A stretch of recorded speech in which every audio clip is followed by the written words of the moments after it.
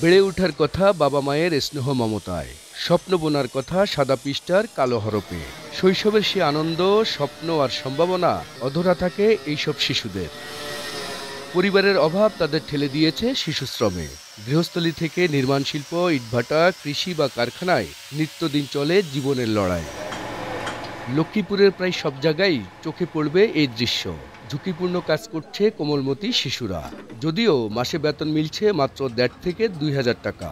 কেউ বা কাজ করছে শুধু ৩ বেলা খাবারের বিনিময়ে। এইসব শিশুর পরিবারের অভাব অনটনের সুযোগ নিচ্ছে এক শ্রেণীর প্রতিষ্ঠান মালিক।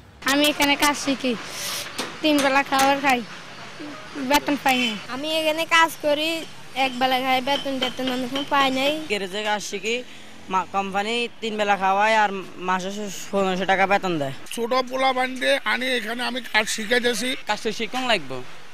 আমি তো এককালে শিশু ছিলাম এগুলোর মতন, আমি কাজ শিখছি না।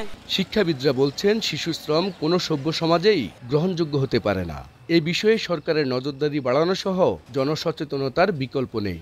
স্বাভাবিক কোনো আইন, নিয়ম, শৃঙ্খলা না থাকায় এক শ্রেণীর অসাধু মানুষ এই ভবিষ্যৎ নাগরিকদেরকে মানসিকভাবে ধ্বংস করছে, শারীরিকভাবেও তারা ভালোভাবে বেড়ে উঠছে না।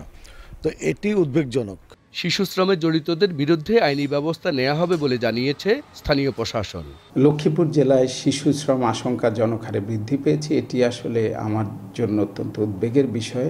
যেসব কলকারখানার মালিক বা ফার্মের মালিকগণ শিশুদেরকে শিশু শ্রমে নিয়োজিত করছেন এ বিষয়ে সচেতন না হয়, তাহলে আমরা এটি আসলে আইনগতভাবে ব্যবস্থা গ্রহণ করতে হবে। যেসব প্রতিষ্ঠানের মালিকের কথা বলছেন তাদেরকে নিয়েও আমরা কথাবার্তা বলেছি এবং আমাদের যে কমিটি আছে তাদেরও মোটিভেশনাল কার্যক্রম অব্যাহত আছে এবং আগামী দিনেও আমরা বসবো, কারণ আমরা চাই না কোনো শিশু এই ঝুঁকিপূর্ণ শ্রমের মধ্যে আসুক। লক্ষ্মীপুরের বিভিন্ন কারখানায় ২ হাজারের বেশি শিশু শ্রমিক কাজ করলেও সঠিক পরিসংখ্যান নেই সমাজসেবা অধিদপ্তরের কাছে। মাজহারুল আনোয়ার টিপু, সময় সংবাদ, লক্ষ্মীপুর।